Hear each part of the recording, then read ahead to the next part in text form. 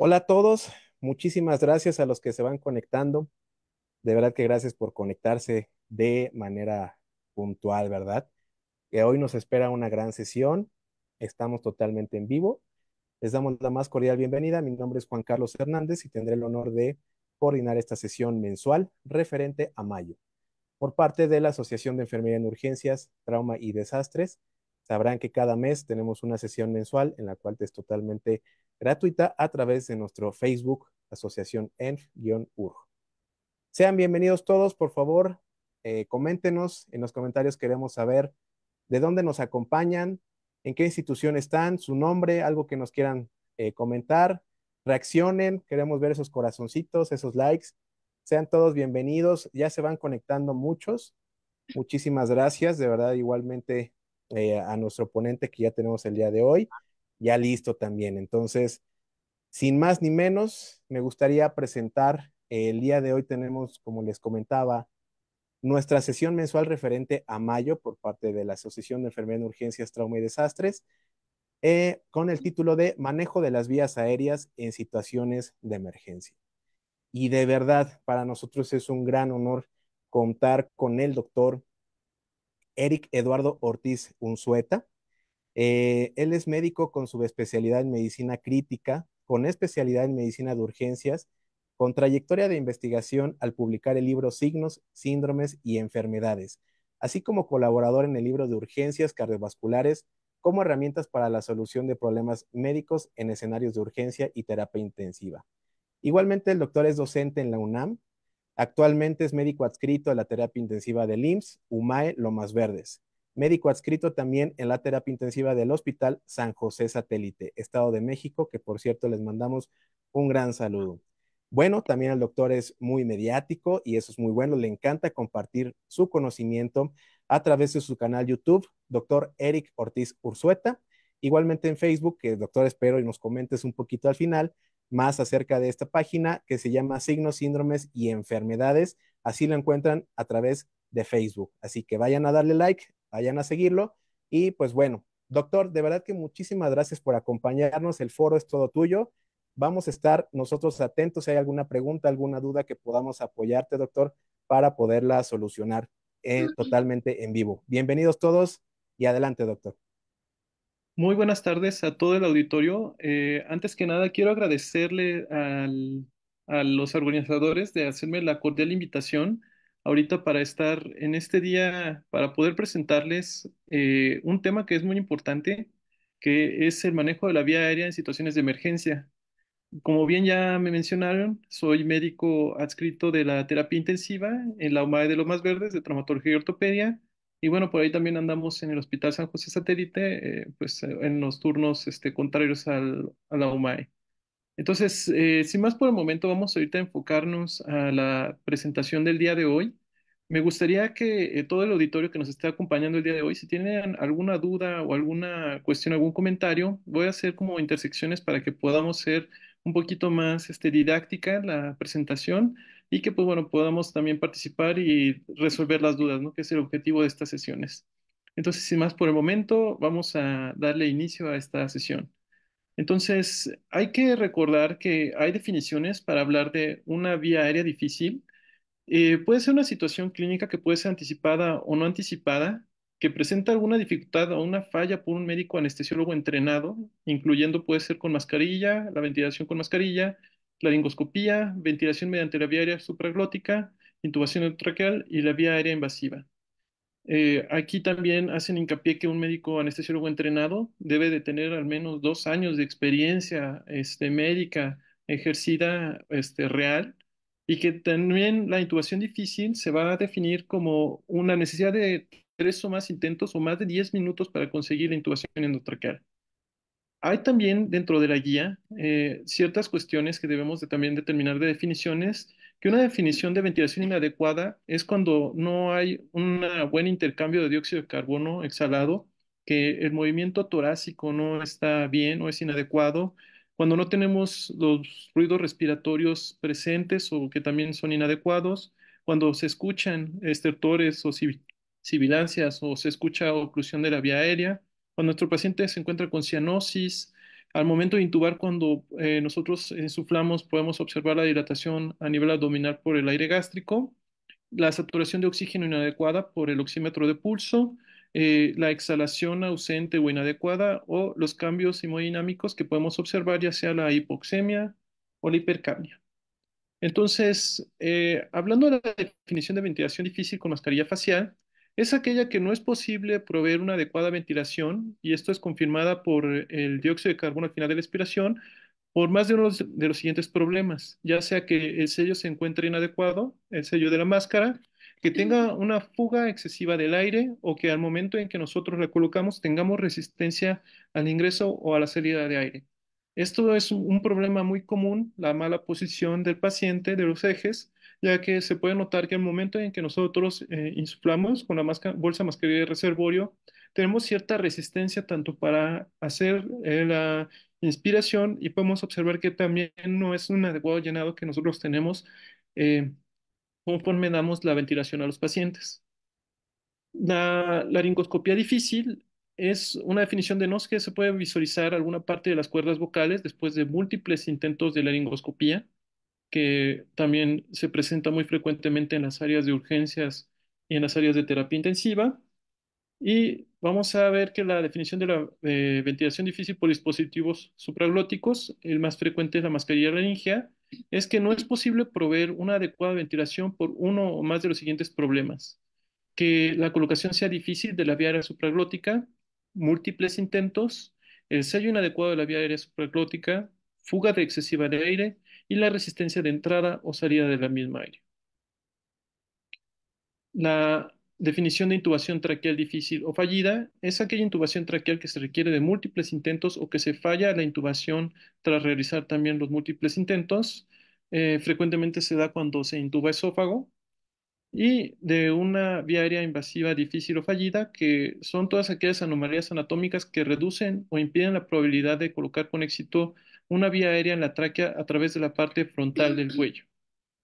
Entonces, vamos a poner este escenario, voy a ser didáctico, voy a presentarles tres escenarios que tenemos en los hospitales. Y este primer caso clínico es un paciente femenino de 53 años de edad que es llevada al servicio de urgencias de la UMAE de Lomas Verdes. Haber presentado una caída de un segundo piso que es aproximadamente 4.20 metros de altura. No niega los antecedentes de importancia, se desconoce la cinemática del trauma, solo refieren la caída. No, la paciente al parecer tenía un Glasgow inicial de 14 puntos y a su ingreso no tenía algún compromiso hemodinámico.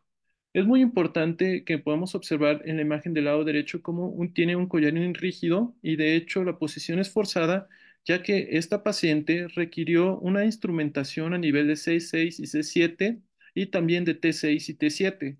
Entonces, recordando que todos los pacientes que se instrumentan por cuestiones de trauma de columna, es muy importante recordar que no se puede movilizar como cualquier otro paciente, sino que requiere la movilización en bloque para evitar la lesión tanto de la cirugía, tanto complicaciones asociadas a la intervención. Entonces, ya que la instrumentaron, se realizó una instrumentación a nivel de T4 y T9, donde hicieron descompresión y laminectomía con instrumentación cervical posterior a nivel de C4 y C7 también, pero al parecer la paciente nos las pasan postquirúrgico al área de terapia intensiva, y al momento en que nosotros estamos haciendo la ventana neurológica para el retiro de la ventilación mecánica, tenemos un problema. Al parecer se había dejado el tubo armado, que recuerden que el tubo armado tiene está hecho de metal por dentro, no es como cualquier tubo convencional, y la paciente al momento de despertar presenta datos de delirio hiperactivo y pues empieza a morder el tubo. Entonces, al momento de morder el tubo, este tipo de tubos tiene memoria y se queda acodado en forma de V, teniendo problemas para lo que es la ventilación. Empieza a presentar presiones picas elevadas, presenta aumento del trabajo respiratorio y empieza a presentar hipoxemia. Entonces, en ese entonces de esta paciente, en el turno nocturno, pues era aproximadamente como las 2 de la mañana. Hay una disyuntiva de qué se va a hacer, si se retira el tubo para dejarlo a libre evolución o volverlo a reintubar. con el riesgo que nosotros tenemos, que podemos observar. De hecho, aquí en la imagen del lado derecho podemos observar cómo tenemos el tubo literalmente ya doblado y que está instrumentado el con collarín rígido, ¿no? Eso complica la alineación de los ejes, eso complica la laringoscopía y pues bueno, al momento de que lo ocultamos con la desaturación, presenta estertores crepitantes bilaterales generalizados, recordando que esto puede causar una complicación al momento de o que aumenta más bien el riesgo de reintubación en los pacientes. Entonces se tenía que decidir en ese entonces hacer el recambio por un tubo sin no armado. Entonces, es muy importante recordar que del lado izquierdo tenemos la posición adecuada. Lo que podemos hacer o de las opciones que se puede realizar si no se cuenta con una videolaringoscopía es siempre colocar a la paciente lo más recto que se pueda. Recuerden que no puede tener angulación de semifowler. Tenemos que literalmente nosotros tener una visualización de los ejes. Literal, aquí necesitamos un banco de altura para poder lograr hacer una videolaringoscopía y necesitamos utilizar una pala recta del número 4, también conocida como Miller, para que se pueda llegar hasta literalmente la visualización de las cuerdas bucales, que eso lo vamos a observar ahorita en las siguientes diapositivas. Y bueno, la laringoscopía no tenemos foto, pero al parecer pues los ejes complicaron mucho la colocación de esta. Entonces, en este tipo de pacientes, la cuestión hay que evaluar también, es muy importante evaluar el sistema respiratorio porque viendo las siguientes imágenes, la paciente, aquí tenemos la radiografía de control ya intubada, podemos observar la instrumentación a nivel cervical que tenemos aquí arriba y a la instrumentación a nivel torácico, pero tenía un problema muy asociado con la videolaringoscopía, que es la atelectasia. Entonces, aquí tenemos del lado derecho de este hemitórax, una atelectasia masiva que le condicionaba literalmente hipoxemia. Entonces, haberla dejado sin intubación a esta paciente hubiera sido muy probablemente que se requiriera una reintubación de emergencia y el escenario no nos permitía tener el tiempo adecuado para poder hacer la intervención adecuada. Vamos a observar qué dicen los algoritmos. En teoría se tiene que realizar una videolaringoscopía, pero en dado caso que no se cuente y que realmente se hayan fallado por todos los mecanismos, si no se tiene con algo supraglótico o si no se tiene alguna otra instrumentación, entonces necesitamos realmente hacer cirugías, ya sea una traqueostomía, de preferencia en un área de quirófano, pero en dado caso que no se pueda por la urgencia, pues realizarla en el área de terapia intensiva. Entonces, no sé si aquí terminamos un caso clínico. Vamos a ver los factores asociados con una vía aérea difícil. Entonces, podemos observar que hay unos factores de riesgos o factores asociados para que tengamos una vía aérea difícil, hablando de obesidad, el edema de las cuerdas bucales, el uso de tubo armado, los pacientes que tienen apnea del sueño, la ausencia de dientes, los pacientes mayores a 55 años, pacientes que tienen clasificación de Malampati 3 o 4, los pacientes masculinos, los que tienen masas o tumores en la vía aérea, los pacientes que tienen angina de Ludwig, los pacientes que tienen trauma cervical o compromiso hemodinámico, ya sea por hipoxemia, acidosis metabólica severa o la acidosis respiratoria severa. Entonces, hay algunas enfermedades asociadas, algunas son reumatológicas, podemos observar que tenemos la espondilitis anquilosante, que recuerden que limita el arco de movimiento a nivel de cervicales, igual que la osteoartritis degenerativa. Hay enfermedades hereditarias, por ejemplo, el síndrome de Richard-Collins, que tenemos, la mayoría de los pacientes con este síndrome tienen micrognatia o el síndrome de Kippel-Feil, que tenemos una unión de las cervicales. En este ejemplo tenemos la unión de C2 a C3.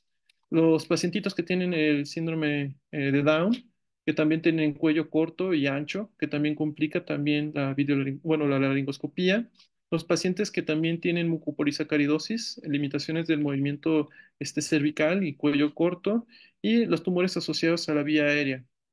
Entonces, vamos a hablar acerca de la fisiopatología, que los cambios asociados a los pacientes que tienen hipoxemia e hipercapnia, la mayoría de los pacientes se puede determinar con los signos clínicos, y recordando los signos clínicos es todos los pacientes que tienen taquipnea o polipnea, los pacientes que tienen desaturación con el oxímetro, pacientes que tienen aleteo nasal, pacientes que tienen disociación tóraco-abdominal Y algunas veces los que tienen alteración del estado de conciencia son los signos clínicos que nos van a determinar que el paciente está causando con una hipoxemia y probablemente que esté teniendo una hipercapnia.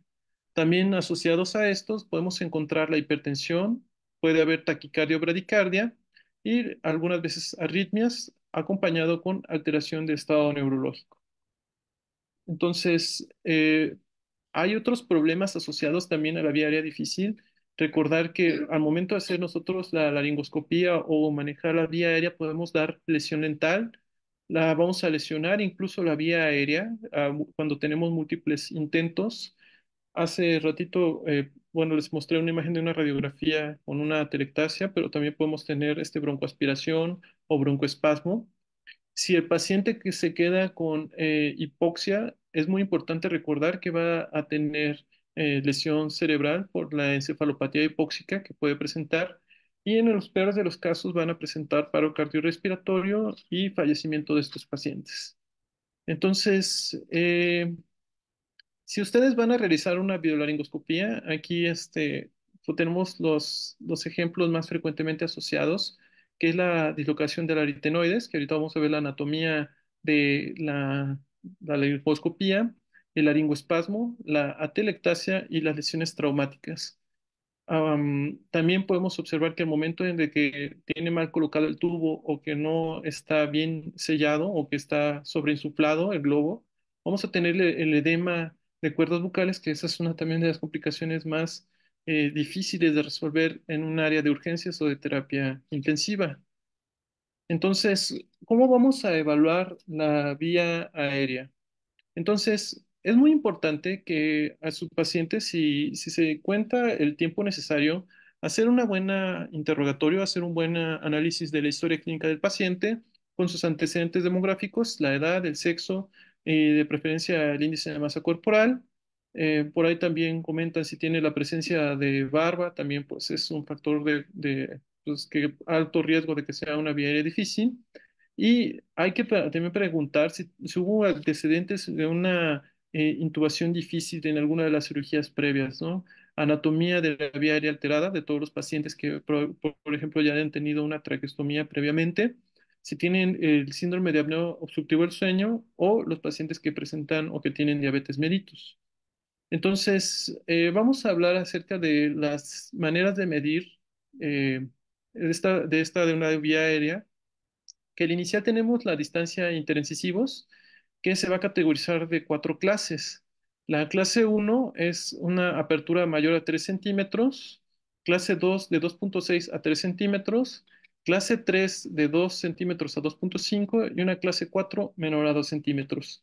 Entonces, recordando que si tiene menor a 5 centímetros, se puede ya considerar que va a ser difícil hacer la laringoscopía y recordar que menor a 2 centímetros no se puede introducir la máscara laringea y menor a 1,5 ya va a ser muy difícil la inserción de las palas, incluso de laringoscopia.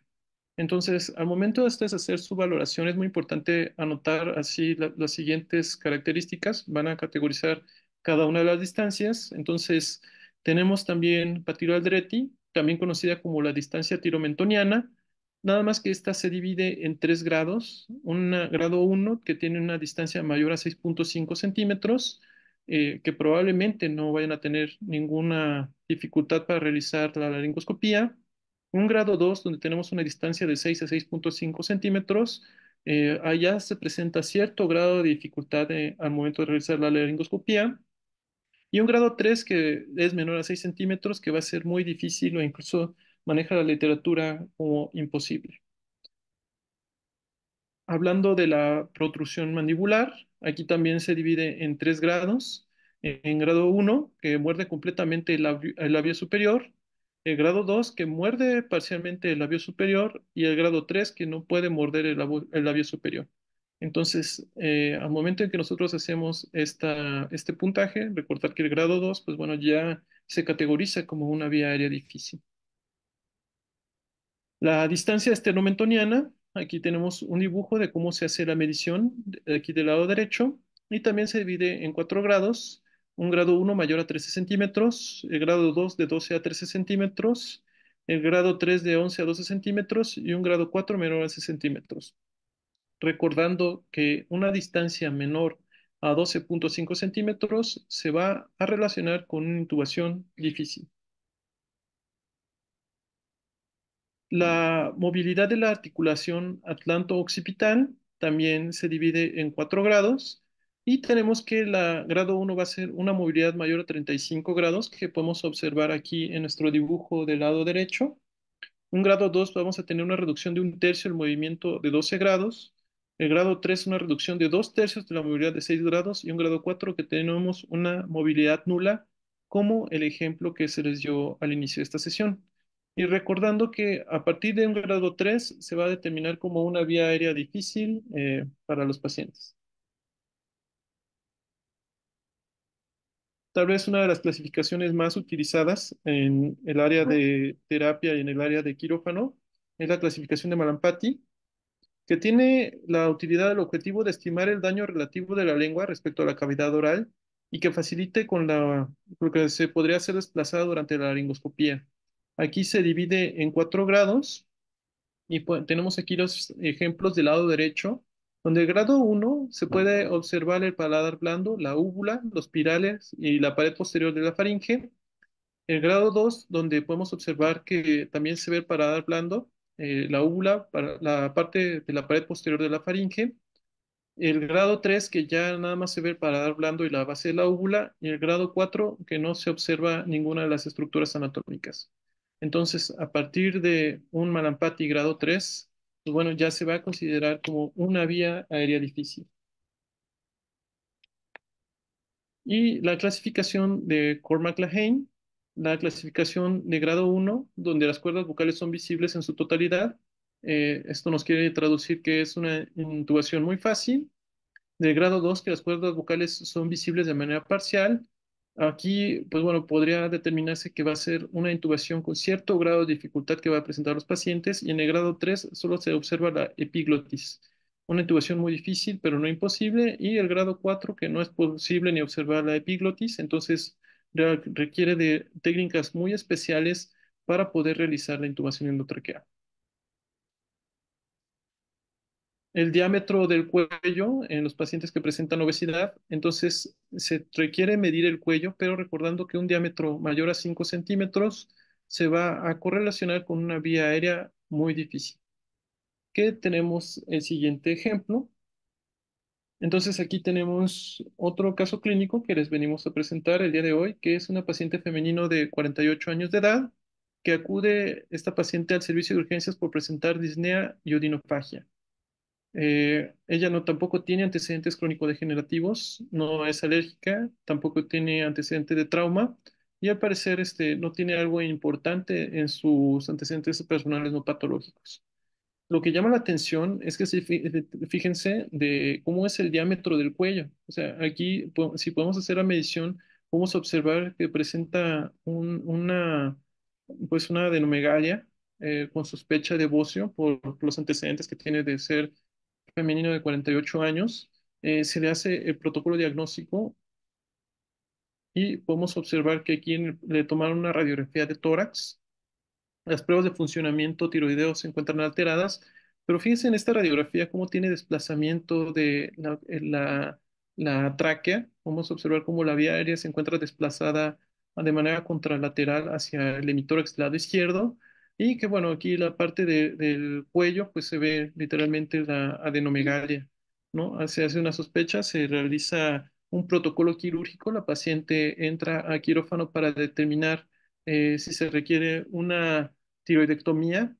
eh, por el tamaño de la lesión no le hacen biopsia con aspiración de aguja fina, prefieren realmente hacer resección de la lesión.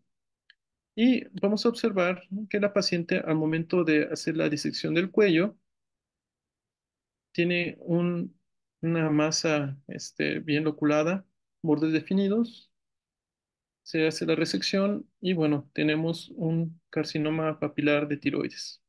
Entonces, en estos pacientes se tiene que considerar el riesgo de una vía aérea difícil, incluso hubiera sido muy catastrófico que el médico anestesiólogo de este caso no haya podido intubar a la paciente, ya que hacer una instrumentación o hacer algo quirúrgico en esta paciente por esta adenomegalia hubiera aumentado el riesgo de Sí. complicaciones. Entonces, es por eso que se tiene que evaluar el- el- la, la lesión, se tiene que literalmente hacer un plan quirúrgico óptimo para que se pueda dar el mejor tratamiento a los pacientes. ¿Qué es lo nuevo? Hay un ultrasonido que está teniendo auge ahorita en todo esto de la vía aérea. Ya incluso se hacen mediciones para determinar que hay complicaciones de la vía aérea. Este artículo que les estoy poniendo aquí abajo del 2022 de la revista chilena de anestesia es muy interesante. Yo se los comparto ahorita a los organizadores para que le den una revisión, pero voy a tomar lo más importante o las mediciones que determinaron con mayor probabilidad de tener una complicación de una vía aérea. Y entre las tres principales tenemos la distancia entre la piel y el ioides de mayor a 1,28 centímetros se va a asociar con una vía aérea difícil, el volumen de la lengua mayor a 4,5 centímetros y la distancia entre la piel y la epiglotis mayor a 2,7 centímetros. Entonces, son mediciones que se pueden hacer al pie de la cama del paciente, se pueden hacer incluso previo a la secuencia de inducción rápida y que bueno, que es una herramienta muy útil al momento de tomar decisiones para determinar cuál es la mejor opción para su paciente. Entonces, ya que tenemos las distancias, ya que tenemos la evaluación de la vía aérea, vamos a determinar los algoritmos que van a predecir una vía aérea difícil. Entonces, tenemos el Macoche Score, que por sus siglas o su mnemotecnia, fíjense cómo necesitamos primero determinar lo que antes mencionado en esta plática, determinar el Malampati, la síndrome de apnea, la limitación del movimiento cervical, la apertura de la boca de 3 centímetros, pacientes con coma, con hipoxia o un anestesiólogo no entrenado. Si tiene tres positivos de este score, quiere decir que va a ser una vía aérea difícil, con una sensibilidad del 73 al 76% y una especificidad del 89%, teniendo valor predictivo positivo del 36% y valor predictivo negativo en un 97 a 98%. Aquí tenemos un cuadro donde determinamos, fíjense muy bien, cómo se les da incluso un puntaje también, teniendo el mayor puntaje en Malapati 3 o 4, síndrome de apnea obstructiva del sueño 2 puntos, y todo lo demás les da un punto, dando una totalidad de 12 puntos, en donde la vía aérea difícil mayor a 3 puntos se va a asociar con un alto riesgo de complicaciones o de una vía aérea difícil. Tenemos aquí un algoritmo donde podemos observar que si el paciente tiene un puntaje menor a 3 de Macocha, si se tiene dos operadores, si es posible, se puede utilizar un dispositivo extraglótico y bueno, hay que también recordar que vamos a requerir una opción terapéutica u otra opción para asegurar la vía aérea, que siempre lo va a determinar los algoritmos ya sea por un videolaringoscopio, que siempre va a ser la primera opción a realizar, o la laringoscopía directa. Si tiene secreciones o no tiene secreciones, pues bueno, si se pueden aspirar la mayoría de ellos, y lo que buscan es tener una mejor visualización de la vía aérea para que puedan ustedes tener mayor posibilidad de realizar la intubación. Entonces, mayor a 3 puntos, ellos recomiendan de cajón utilizar un videolaringoscopio pero hay algunos pasos que deben de realizarse en caso de que se tenga fracaso en la intubación. Utilizar un dispositivo extraglótico si no se utilizó, utilizar un videolaringoscopio si no se utilizó y utilizar un dispositivo supraglótico que permite la intubación o el fibrobroncoscopio. Ya de último cajón, el paso 5 sería el acceso quirúrgico y aquí recomiendan ellos la cricotiroidotomía percutánea o la traqueotomía quirúrgica. Entonces, podemos observar también que hay otras mnemotecnias, que es la mnemotecnia Lemon, que es mirar externamente si va a ser una vía aérea difícil, evaluar la regla de los 3-3-2, que son la distancia de 3 dedos de la interdentaria, 3 dedos del espacio submandibular y 2 dedos la tiromentoniana. La clasificación de Malampati, recordar que una clasificación de Malampati 3 y 4 va a decir que es una vía aérea difícil, la obstrucción de la vía aérea superior o los pacientes que presentan obesidad, y la N de cuello, de neck por inglés, con una movilidad del cuello. Entonces, si la nemotecnia Lemon tiene 3 puntos, entonces se va a considerar como si fuera una vía aérea difícil. También para los dispositivos extraglóticos tenemos la nemotecnia ROTS, donde la R por inglés significa la restricción para la apertura bucal, ya sea la distancia de interincisivos menor a 2,5 centímetros, la O de oclusión de la o obstrucción de la vía aérea, la D de la distorsión de la vía aérea. Aquí se recomienda, o si se tiene el dispositivo supraglótico falla, y la S de rigidez, rigidez pulmonar provocada por las presiones picos que superan la presión de sellado de la mascarilla o la rigidez cervical que dificulta su colocación. También tenemos esta nemotecnia para complicaciones para la ventilación con mascarilla facial, la nemotecnia obes, que es obesidad, la presencia de barba, la edad mayor a 55 años, la presencia de síndrome de apnea obstructiva del sueño o pacientes roncadores y los pacientes con ausencia de dientes o desdentados. A partir de 2 puntos, pues bueno, ya podemos observar que la ventilación con mascarilla facial va a ser difícil. Y el algoritmo CEDAR, entonces tenemos aquí el algoritmo CEDAR que también hace un puntaje, aunque es más específico, podemos observar que aquí ya determina la historia de intubación, las patologías asociadas a la intubación difícil, si tiene síntomas de obstrucción de vía aérea, o 2 criterios de intubación difícil, la apertura oral, la distancia tiromentoniana, un rango máximo de movimiento de la cabeza y cuello, la clasificación de Malampati. Entonces, nos va a dar un puntaje total de 45, e incluso puede ser de 0 puntos, pero si haciendo todas estas mediciones, cada uno da un puntaje, tenemos mayor a 11, va a asegurar que va a ser una vía aérea difícil. Hablando de la cricotiroidotomía, también tenemos una nemotecnia que es la nemotecnia short, que la nemotecnia short, que es por sus siglas en inglés DS de cirugía, cirugía previa asociada en la zona, la presencia de hematomas, si se intentó hacer el catéter yugular, ya sea derecho o izquierdo, o la presencia de infecciones, las anginas de Ludwig, las anginas de Vincent, la obesidad, si ya se había radiado esa zona, o la presencia de tumoraciones sobre la zona con mayor a 2 puntos. Recordar que va a ser difícil hacer la cricotiroidotomía. Entonces, cómo vamos a detectar? Ya hicimos las mediciones, ya recabamos los datos, ya podemos hacer puntajes para pensar que nuestro paciente va a complicarse en estas situaciones. Entonces, por lo general, si el paciente no está intubado, estos pacientes van a presentar signos de insuficiencia respiratoria aguda. La mayoría de los pacientes van a presentar hipoxemia, hipercapnia, ya sea cualquiera de los 4 tipos de hipoxemia, la hipoxemia tipo 1, hipoxemia hipóxica, hipoxemia tipo 2, hipoxemia hipercápnica, la tipo 3, pues a veces es transitoria, los postquirúrgicos, y la tipo 4 es todos los pacientes que asocian a estados de choque. Entonces, se va a determinar el escenario del paciente que no se encuentra intubado. De preferencia, se toma una gasometría, que ahorita también les puse un ejemplo muy interesante de un paciente que tiene parámetros normales de gasometría, pero que muy en el fondo hay problemas asociados. Pero si en su paciente que está intubado vemos estos parámetros, que son los parámetros que se encuentran fuera de protección pulmonar, una presión pico mayor a 35, la presión meseta mayor a 25, la presión transaérea mayor a 5 o si notamos que el paciente tiene asincronías mayores ventilatorias, entonces vamos a determinar que el paciente tiene a lo mejor o una de las posibles causas que esté pasando esto sea una oclusión de la vía aérea.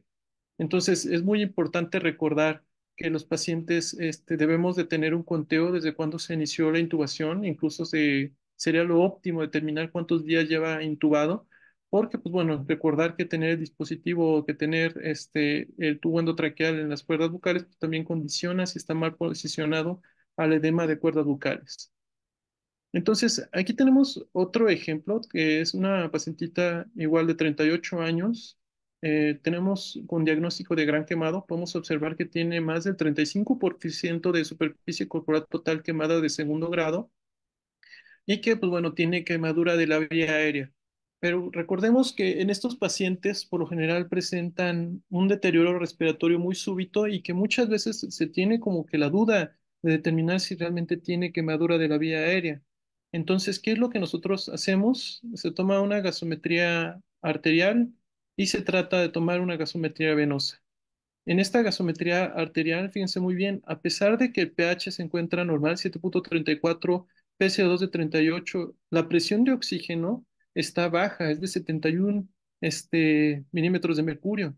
Entonces, esta paciente, aunque tiene pH normal o casi dentro de rangos normales y tiene PCO2 dentro de rangos normales, llama la atención que tiene una presión de oxígeno baja. Entonces, ¿qué debemos de nosotros hacer? Seguir viendo la gasometría, el lactato de uno, entonces en estos momentos no tiene hiperlactatemia. Podemos observar que el bicarbonato se encuentra dentro de 20,5, o sea, en algunas literaturas se puede considerar que se encuentra dentro de rangos normales, pero llama dos cosas mucho la atención: el exceso de base negativo que tienen los pacientes. Recordar que si tiene -2, entonces se determina que la entidad respiratoria probablemente se asocia a un problema que va a ser crónico, que aquí nuestro paciente tiene menor a 5,3 y la saturación de 93%. Entonces, los alumnos que ahorita se encuentran conectados van a decirme, doctor Ortiz, yo veo esta gasometría y realmente creo que tiene los parámetros normales, pero si nos vamos hasta abajo, podemos observar que tiene el FiO2 en 80%. Entonces, al momento de nosotros hacer dos mediciones, que son mediciones básicas para una gasometría, que es la PAFI y la SAFI, podemos observar, si tienen por ahí calculadora, si quieren hacer el cálculo. Entonces, si dividen 71, que es la presión de oxígeno, lo dividen entre 0,80 para calcular la PAFI. Entonces, eso nos va a dar 88,7 milímetros de mercurio. Entonces, eso realmente en un paciente que está intubado, en este contexto, no es normal. Ahora, vamos a sacar la SAFI. Entonces, si tenemos una saturación de 93 entre 0,80, entonces podemos observar que nos da un puntaje de 116,25. Entonces, por la clasificación de Kigali y por la clasificación de SAFI, no van bien las cosas. O sea, tiene una hipoxemia hipóxica porque tiene una presión de oxígeno baja y tiene alteración tanto la clasificación de PAFI y SAFI. El único problema es que esta paciente no cumple los 7 días para pensar en el CDRA, pero está teniendo el término médico fisiopatológico adecuado de esta paciente es la lesión pulmonar aguda. Entonces, estas son imágenes de cómo se vería una quemadura de la vía aérea, pero nosotros en la terapia intensiva solicitamos la placa de tórax y podemos observar la siguiente imagen. No sé si alguien del que se encuentran ahorita conectados por Facebook gustaría poner alguna respuesta de qué es lo que se alcanza a ver, pero bueno, lo que podemos integrar es que no se observa normal. O sea, esta paciente tiene un daño pulmonar agudo y tiene una quemadura de la vía aérea y no se tienen otras herramientas para hacer el diagnóstico, sino una simple gasometría que, a pesar de que tenemos los parámetros compensados, o sea, realmente el organismo está compensando a esta paciente, llama mucho la atención que realmente tiene una lesión pulmonar muy importante y severa. Entonces, en esta paciente realmente tenemos que aplicarle todas las medidas para tratar de hacer tratamiento de CDRA, hacer protección por medio de la ventilación mecánica, hacer relajación neuromuscular para evitar el trabajo respiratorio, para evitar las lesiones asociadas a la ventilación mecánica. Pero el ejemplo es que determinamos de cómo una paciente que se tiene duda a nivel que se tiene la lesión o quemadura de la vía aérea, se puede integrar de manera indirecta si no se tiene la capnografía o si no se cuenta con el material de determinar la carboxiemoglobina, ¿no?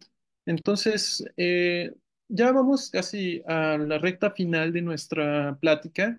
Entonces, vamos a determinar acerca del tratamiento de nuestros pacientes, o sea, cómo podemos resolver esto. O sea, vamos a poner el escenario catastrófico, ¿qué vamos a hacer? Entonces, aquí les estoy poniendo los dos algoritmos, el algoritmo de la ASA, de la Asociación de Anestesiología, y podemos observar que también la guía británica del lado izquierdo, donde ellos deben determinar un plan A, plan B, plan C, plan D. Básicamente, todos los algoritmos van a pedir es que tengan un plan. Si se hace la laringoscopía, entonces va y es exitoso, va a hacerse intubación traqueal Pero si falla, vamos a requerir que se realice una colocación de un dispositivo supraglótico. Es muy importante recordar que siempre o van a recomendar ahorita actualmente las nuevas guías que si el paciente se encuentra despierto se pueda realizar los procedimientos con la adecuada analgesia. Y en dado caso que se falle el dispositivo de vía supraglótica, determinar algún otro dispositivo, por ejemplo, mascarilla laringea, la Fast Track, que es la más representativa de todos ellos, pero si de plano no se puede, aquí nos recomiendan hacer la cricotiroidotomía. Del lado derecho, de determinar los antecedentes que les habíamos comentado en esta plática, hacer las mediciones necesarias para los pacientes, preoxigenar, inducir la anestesia y bueno, tener una vía aérea, ¿no? Lo que les estaba comentando, si no es adecuado, podemos considerar los dos escenarios, si es de emergencia o si no es de emergencia. Si no es de emergencia, se puede hacer algún alternativa, algún otro dispositivo, una vía aérea invasiva o hacerlo despierto. Obviamente no recomiendan más de 3 intentos. Y en dado caso que el paciente entre dentro del área roja de aquí del algoritmo, siempre o de las primeras opciones que se tiene que hacer es un médico entrenado, de preferencia un anestesiólogo, en eso siempre hacen la hincapié, antes de considerar hacer cualquier instrumentación en los pacientes. Entonces, es muy importante determinar el algoritmo o el de secuencia de inducción rápida, siempre tener una mascarilla laringea, un combitubo, algún dispositivo supraglótico, si se tiene una videolaringoscopía, que es siempre lo que ellos recomiendan, porque se asocia con mayores ventajas, menores riesgos asociados al paciente. Y si no se puede realizar esto, pues ya hasta abajo ponen la vía aérea de emergencia, utilizar un broncoscopio rígido o incluso lo que se puede realizar es un ECMO, ¿no? La utilización de ECMO.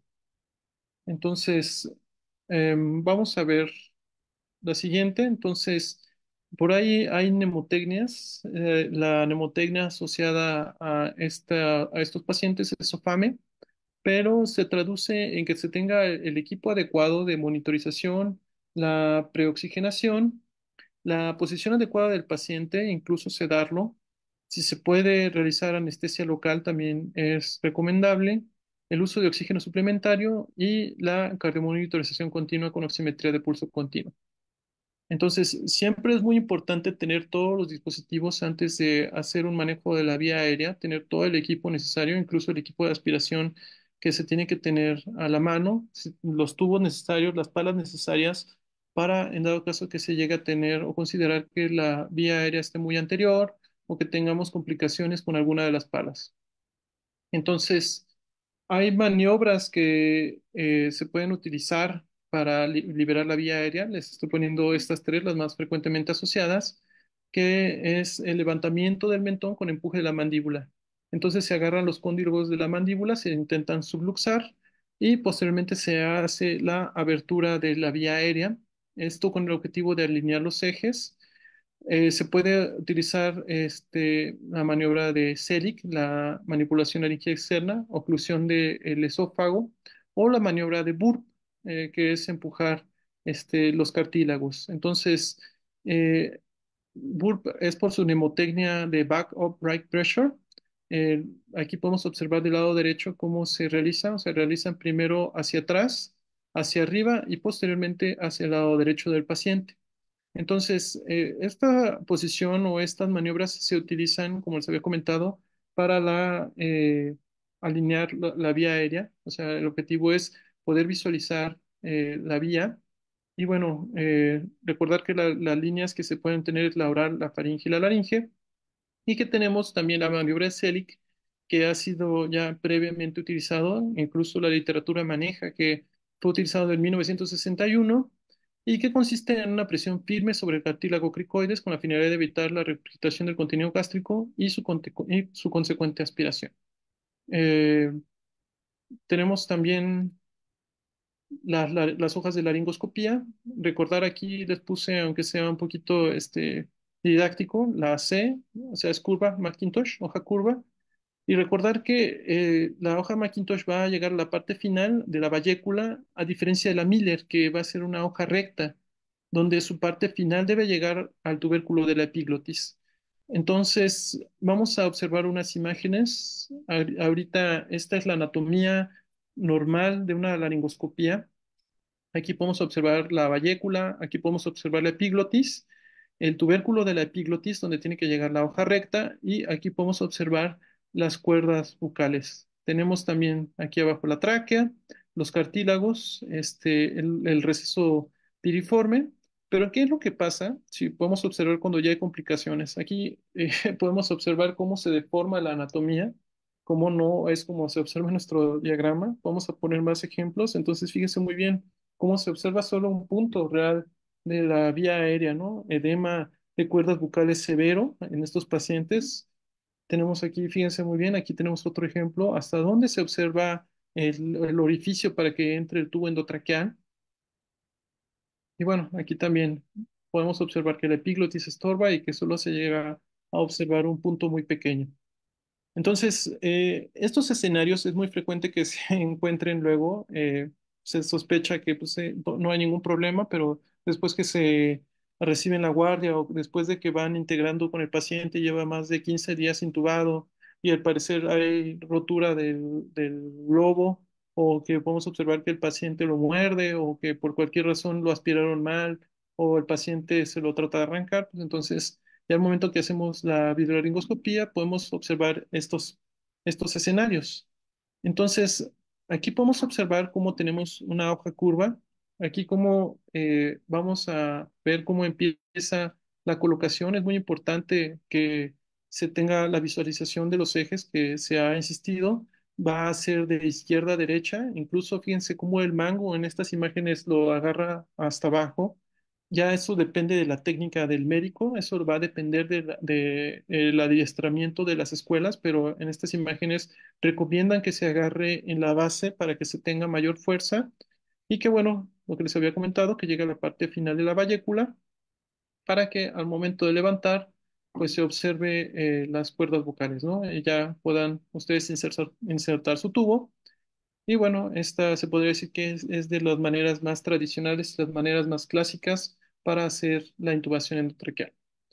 Si tienen problemas, como había comentado en los casos clínicos previos, en la paciente que tenía el collarín rígido, entonces se requirió utilizar una hoja larga, una hoja recta.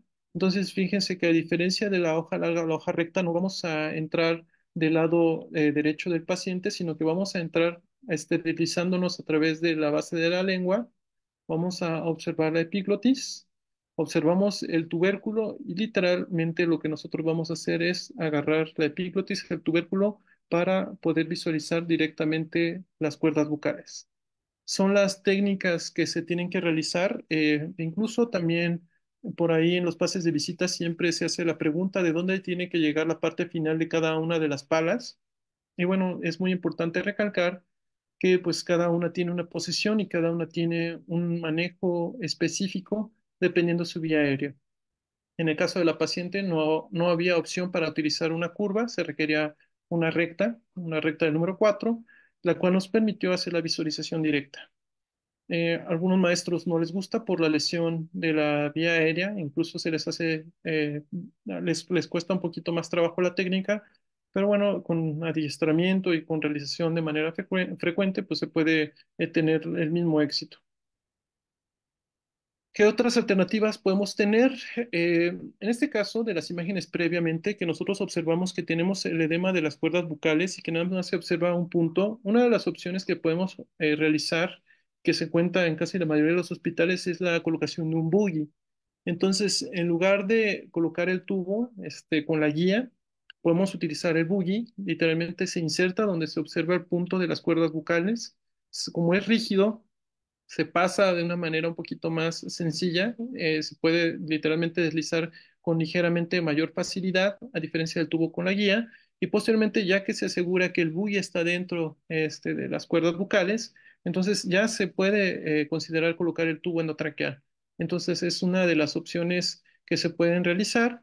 También comentan la videolaringoscopía, los dispositivos supraglóticos, el fast track, los estribetes ópticos, el fibrobroncoscopio, incluso los broncoscopios rígidos, en dado caso que pues, ya haya serios problemas con el paciente, que después de todo lo que hicieron, después de que un médico entrenado no pudo realizar la intubación endotraqueal, entonces ya se requiere considerar utilizar estas alternativas terapéuticas. Como hemos mencionado, las ventajas que tenemos de la videolaringoscopía, que tiene mayor rango de éxito desde la primera laringoscopía, menor tiempo para la intubación. En estos pacientes se visualiza de manera directa y es un poquito más fácil hacer la visualización y cuál este es ideal para los casos del edema laringio, ¿no? También determina la severidad de la vía aérea. Y en dado caso que no se pudiera realizar una videolaringo, lo que podemos utilizar es una intubación retrógrada por vía metálica, la cricotiroidotomía o la traqueostomía percutánea.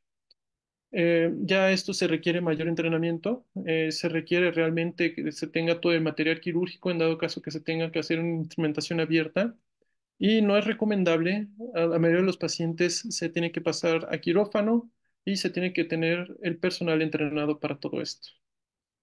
Entonces, ¿cómo hacer un intento óptimo? Por lo general, un operador con experiencia, al menos 2 años de experiencia de manejo de vía aérea, colocarle el bloqueo neuromuscular a los pacientes antes de realizar una laringoscopía, que no haya tono muscular que impida realizarlo, hacer la posición de olfateo para tener la visualización de los ejes, una elevación de la cabeza de 20 a 35 grados para tener la flexión también del cuello y nos permita, como observamos en la imagen 3, la alineación más posible de los tres ejes. Se puede utilizar la maniobra de Moore, de Burp. Este es para disminuir el grado de Corbett-Langhans de grado 4 a 3, o incluso a veces se puede tener 2. Si tenemos una pala muy corta, podemos hacer una Mac larga, ya sea una Mac 3, o sí, dependiendo de cuál se utilice. Cambiar el tipo de pala, si se tiene una Macintosh, cambiarlo por una Miller, o utilizar dispositivos extraglóticos. Ya hablando de la secuencia de inducción rápida, recuerden que tenemos que valorar, planificar, preoxigenar al paciente, premedicarlo, inducirlo, colocarle relajación, analgesia, sedación. Algunos recomiendan maniobra de Selig, algunos recomiendan maniobra de Burp. La verdad es que, al menos en la experiencia médica, ya es en el escenario médico clínico. A algunos les funciona más Burp, a algunos les funciona más Selig, y ahí depende del entrenamiento que hayan tenido durante la residencia o durante su entrenamiento médico, hacer la laringoscopía, la intubación y posteriormente comprobar que el tubo realmente se encuentre dentro o que se haya realizado con éxito intubación endotraqueal. Eh, el algoritmo de la ASA recomienda algunos ciertos de fármacos, pero muchas veces estos fármacos no se cuentan a la mano, entonces estamos poniendo ciertas opciones terapéuticas. Recordar que la buprenorfina es un agonista muy parcial, agonista débil de los receptores delta y antagonista de los receptores kappa. Viene la presentación, pues bueno, viene de 0,2, incluso 0,3 miligramos por 1 mililitro. También se encuentra con patches, hay también tabletas, pero pues se va a inducir de 0,3 a 0,6 miligramos por día cada 6 horas. Y si se va a utilizar los patches, 5 miligramos por 7 días. Y recordar que algunos efectos secundarios es la dispepsia, las náuseas y la presencia de síndrome de hombre rojo, si se llega a pasar sin diluir y de manera muy rápida. Fentanilo, recordar que es un agonista opiáceo de los receptores muy kappa, acoplado a las proteínas G que inhiben las señales de la vía aferente espinotalámico. Es muy rápido, inicio de acción de 1 a 2 minutos, con una duración de 30 a 60 minutos y que tiene metabolismo hepático. La dosis es de 2 a 3 microgramos por kilogramo en pacientes crónicos y en pacientes que tienen toxicomanías, pues es una dosis en teoría no tan alta, de 0,5 a 2 microgramos por kilogramo, recomendado. La solución inyectable viene de 0,25 miligramos en 5 mililitros o de 0,5 miligramos en 10 mililitros. Tiene bastantes ventajas. Este causa menor deterioro hemodinámico. Sí causa ligera hipotensión, pero no les va a limitar, al menos durante la secuencia de inducción rápida. Esto es dependiendo de la dosis. Por lo general, la depresión del estado del sistema nervioso central no va a ser aumentada, la tasa de metabolismo cerebral no va a verse tan afectado Depende, como les había comentado, de la concentración plasmática. Es 100 veces más potente que la morfina. Tiene un inicio de rápido con corta duración y tiene una menor relación con la liberación de histamina. Tenemos desventajas, la tolerancia, la adicción. Incluso si tenemos adicción, pues va a haber acumulación en los compartimentos periféricos. Y bueno, se han asociado también la presencia de náusea, vómitos y si tenemos grandes dosis, pues obviamente la hipotensión. Hablar de midazolam, que es una benzodiazepina con metabolismo hepático, en un inicio de acción de 3 a 5 minutos y una vida media de 1 a 4 horas. Incluso la duración va a estar hasta dentro de 6 horas dependiendo la dosis. Podemos iniciar con una dosis de 0,05 a 0,15 miligramos por kilogramo en bolo y la dosis de mantenimiento de 0,3 a 0,23 miligramos por kilogramo hora.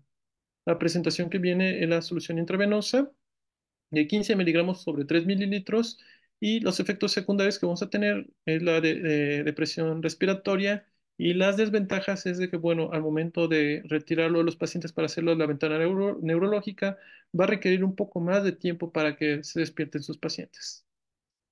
El propofol, que es un alquiferol que se administra en emulsión lipídica, metabolismo hepático, inicio de acción de 1 a 2 minutos con una vida media de 3 a 5 minutos. Podemos tener una dosis de mantenimiento de 0,3 a 4 miligramos por kilogramo hora. Las ámpulas vienen de 200 miligramos en 20 mililitros. Y este es de elección para los pacientes que tienen hipertensión intracraneal. La única desventaja que podemos observar es que estos pacientes, dependiendo de la dosis, van a causar depresión de la tensión arterial. A dosis altas, los pacientes van a requerir el uso de aminas para mantener las cifras tensionales en meta. Van a deprimir la cuestión respiratoria, van a causar aumento de los triglicéridos. Y aquí en esta diapositiva no lo puse, pero pues, bueno, también hay una entidad que se llama la pancreatitis asociada al uso de propofol antes de observar un síndrome de infusión de propofol. Si hay alguien que nos está observando que guste poner ahí en el chat qué es el síndrome de infusión de propofol para que terminemos porque ya vamos sobre tiempo. Entonces, cisatracurio, bloqueante neuromuscular no despolarizante, de inicio de acción de 150 a 180 minutos con duración de 20 a 30 minutos. Vamos a dar una dosis inicial de 0,1 miligramos por kilogramo y la dosis de mantenimiento de 2 a 3,3 microgramos por kilogramo minuto. El ámpula viene de 2 miligramos sobre mililitro y recordar que los pacientes van a tener la miopatía del enfermo en estado crítico cuando se utiliza de manera crónica.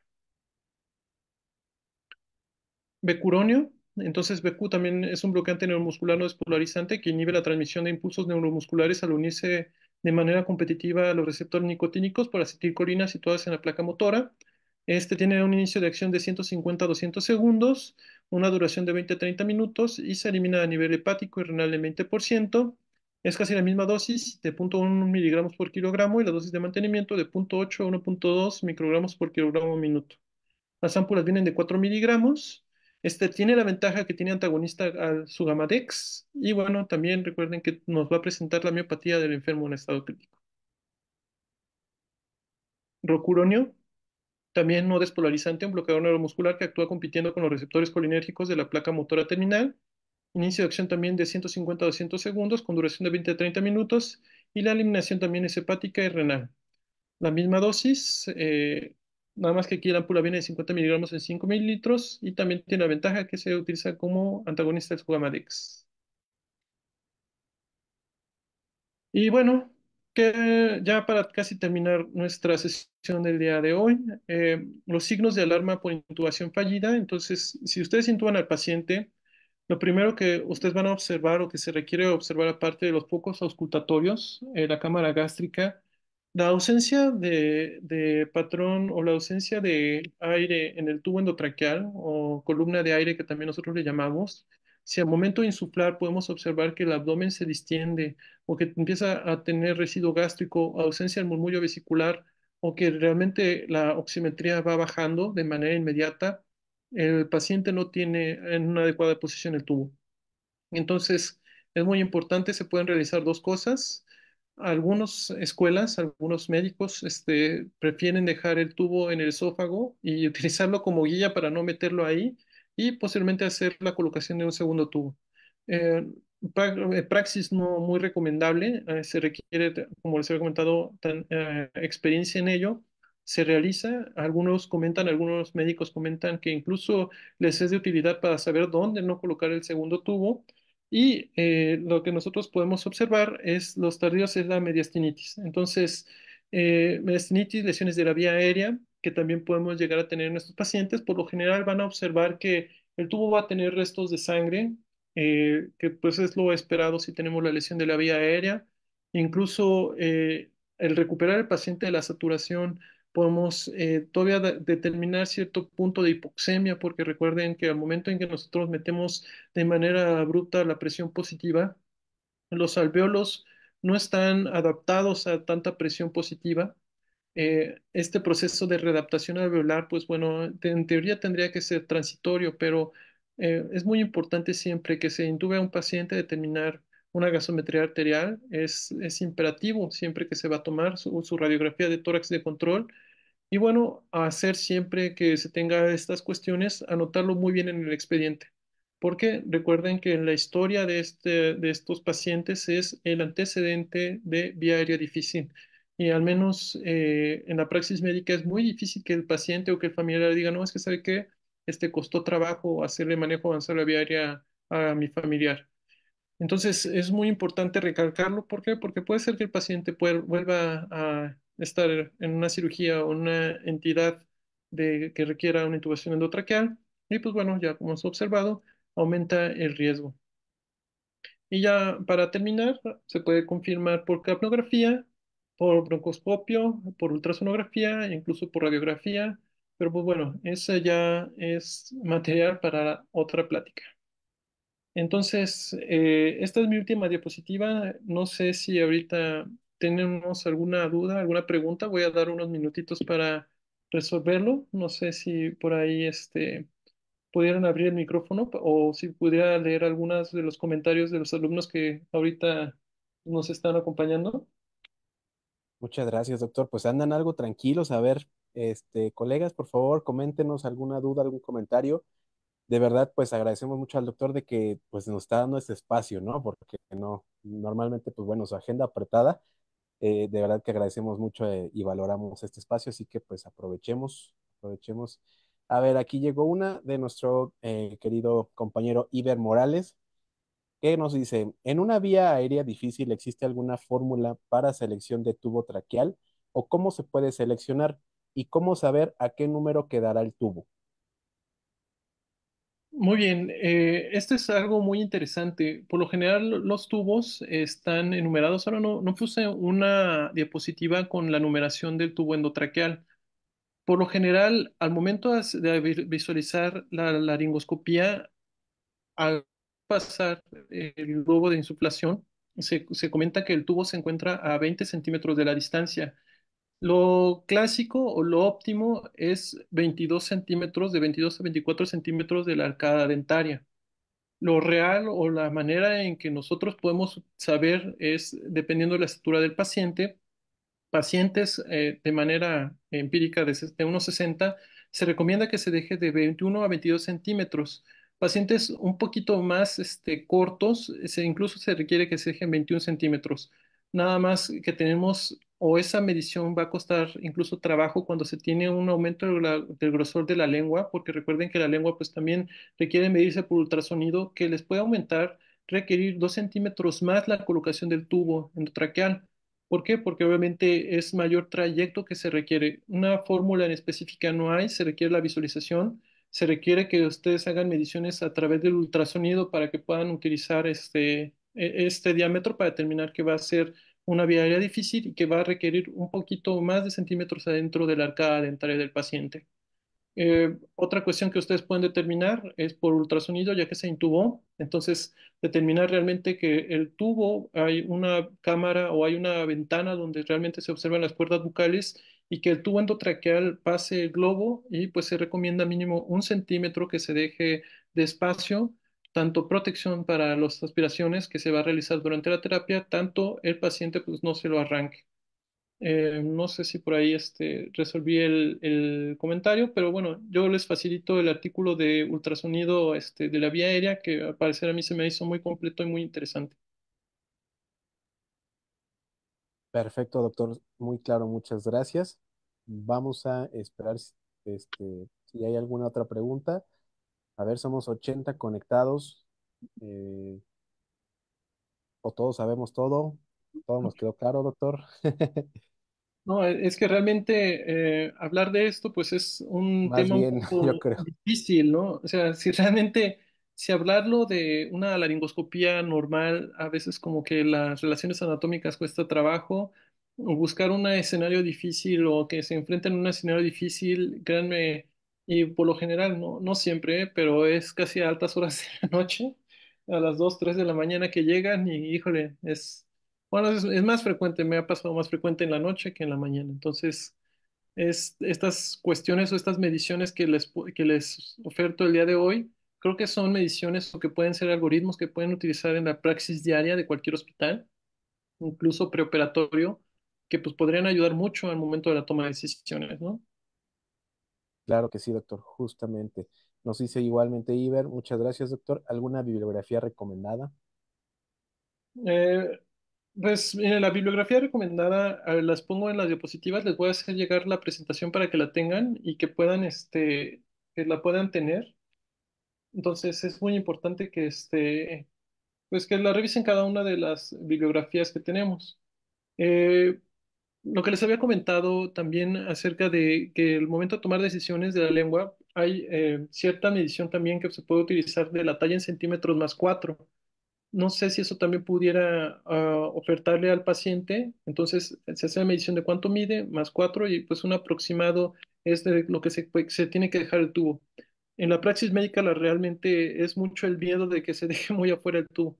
Entonces, si se deja muy afuera por tratar de cumplir las metas, incluso más pesado para los compañeros. Al momento de hacer los pases de visita, pues bueno, va a hacer complicaciones que se puede tener, ¿no? Entonces, ujú. Muchas No sé si gracias, por doctor. ahí otra cosa que también se me olvidó decirles, el French. No sé, si alguien tiene alguna duda ahí acerca de los French, porque también hay algunas veces en los que ponen a pacientes que miden unos 60 tubos de 8 French que causan aumento de la lesión de la vía aérea y no lo requiere, y viceversa, que literalmente ponen tubos de 7 a pacientes que miden 1,90. Entonces, eso también va a ser un problema muy grande al momento de aspiraciones, al momento de oclusión por secreciones. Entonces, la cuestión o lo clásico siempre es de que a las pacientes femeninas de menor de 1,70 se deje un 7, si mide más de 1,70 de 7,5, y si son masculinos, arriba de 1,75, ya considerar un tubo 8 y menor de 1,75 un tubo 7. Eh, Perdón, un tubo 7,5. Entonces, esto es ¿por qué? Porque recuerden que parte de la ventilación mecánica, algo que se tiene que observar es el volumen tidal inspiratorio que se tiene que entregar al paciente.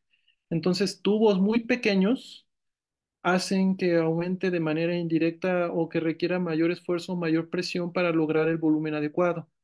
Y tubos muy grandes, en teoría, pues no se aumenta tanto las presiones, pero hay que tener en consideración que puede causar edema laríngeo en sus pacientes. Entonces, hay que tener mucho cuidado tanto para la insuflación del tubo del globo endotraqueal, tanto para las medidas del French.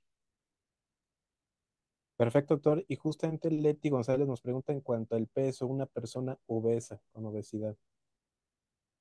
¿Algún consejo nos comenta aquí? Sí, claro que sí. Entonces, siempre las personas obesas de cajón, vía difícil. Hombre obeso, vía difícil hasta no mostrar lo contrario.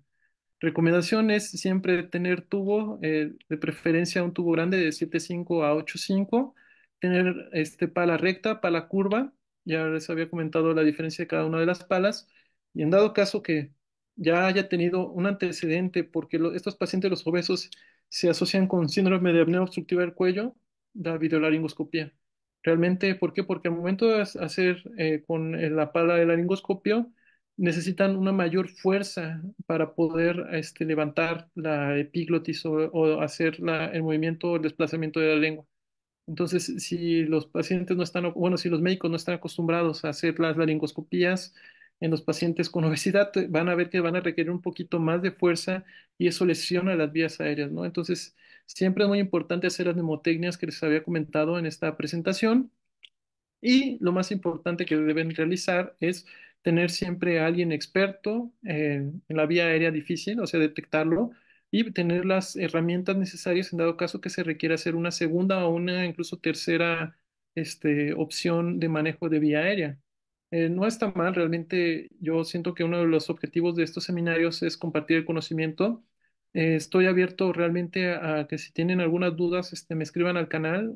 Está mi canal a mi nombre, el doctor Ortiz Unzueta, o en signos, síndromes y enfermedades en el Face también me pueden encontrar, aunque me tarda un poquito en responder, pero siempre trato de compartirles toda la información porque el conocimiento es muy amplio. Realmente el conocimiento de medicina es muy rápido, es muy amplio, es un mar de conocimiento y su servidor, pues lo único que hace es ser un guía o ser un vocero de esta información para que no naveguen en tantas cuestiones que van a ver en las praxis médicas, porque también van a determinar que ciertos médicos o cierta experiencia de los médicos va a decir, no, es que esto a mí me funciona.